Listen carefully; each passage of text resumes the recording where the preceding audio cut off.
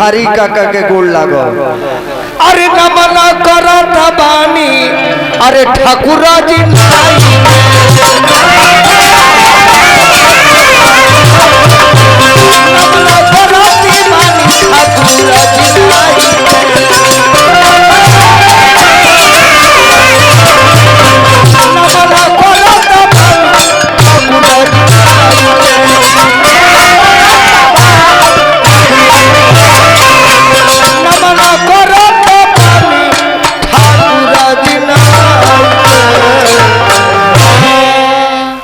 सर के भक्ति धुन बजाओ।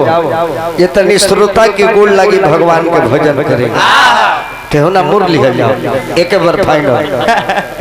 और तबे जो सर एक गो निवेदन तरह के करे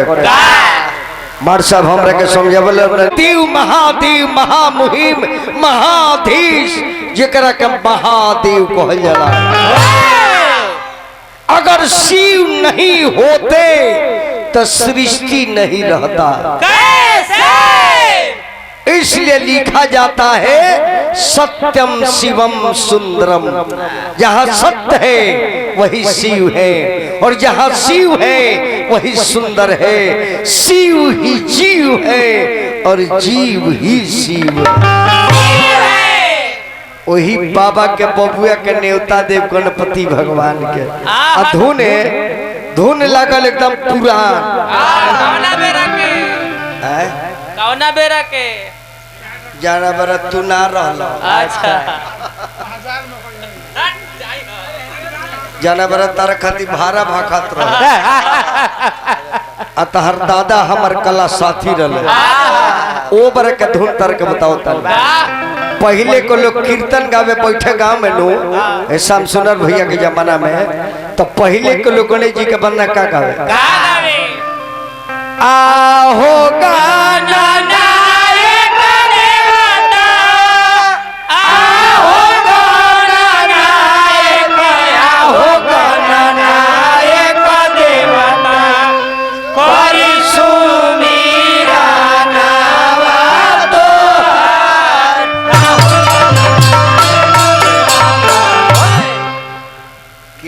के जाना था का बन के तू ताको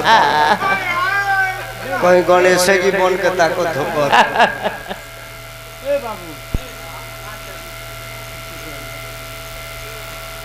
देखी पैसा देवे के न कहीं चाहते कर कारण बुझता नहीं का कहत रे को उतने हमार कीमत बका मान दो उतना हमारी इज्जत बाजे 20 टकिया हम दे ऐसे हे हाथ में ले ले जे हे हाथ दौली नबे में औरी दी यही धुन पकावे के बाद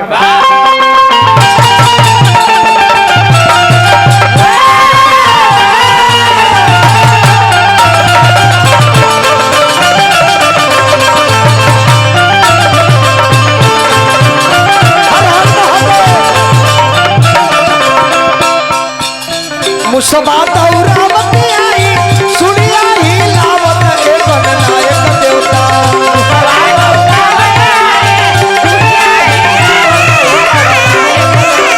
मुसबा दौरावती आई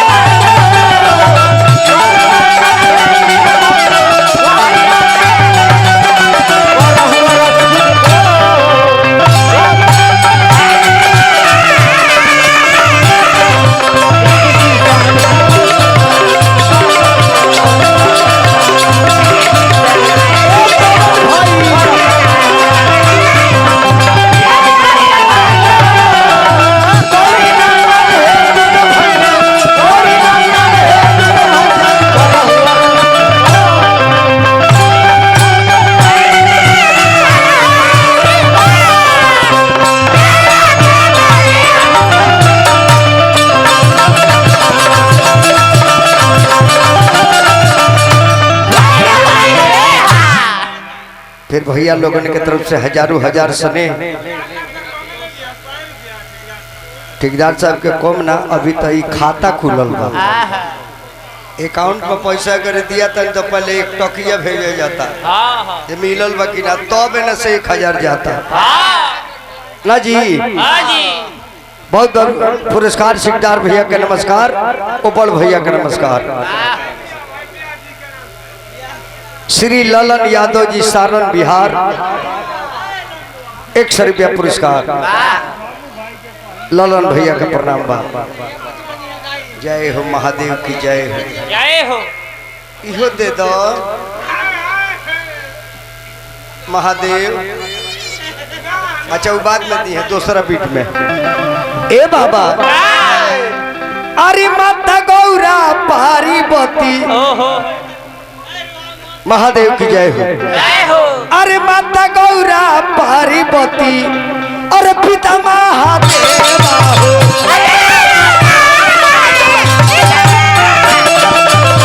लडुआ की भोग लागे शंकर सेवा हो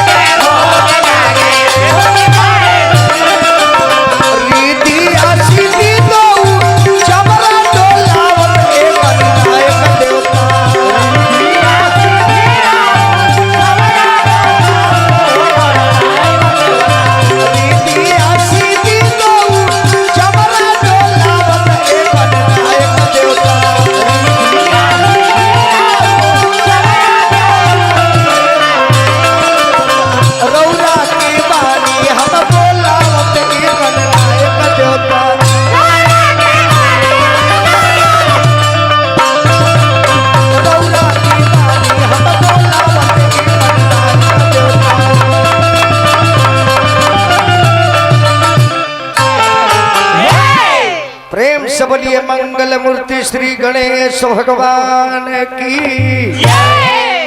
अब एगो भजन गाई माई के